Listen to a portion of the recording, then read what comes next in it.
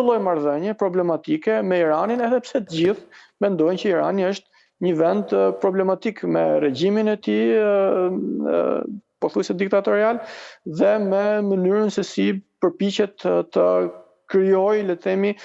sfera interesi në botë, përfshi edhe vendin tonë. Megjithatë, në përgjigje të pyetjes tuaj, të interesit tuaj,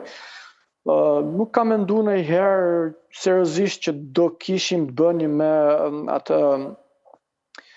artillerinë e rëndë iraniane për sa i përket sulmeve në drejtimin ton.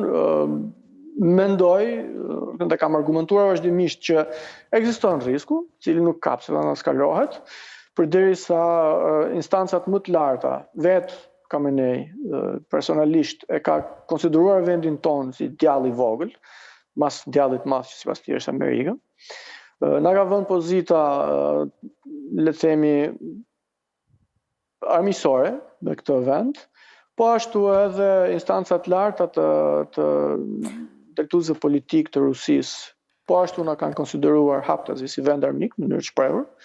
siç është Lavrovi, ministri i jashtëm rus. Po.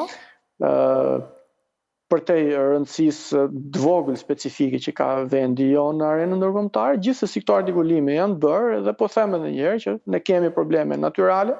në rajon, brenda vetes tonë, me sfidat politike që kemi, me sfidat e integrimit evropian dhe me sfidat e sigurisë rajonale, që sapo i argumentova, nuk na duhet edhe kjo. Gjithsesi mendoj që artikulimi zyrtar që i bëri zoti Mediu në parlament, idesë që e kemi shfaqur mediatikisht për disa muajsh,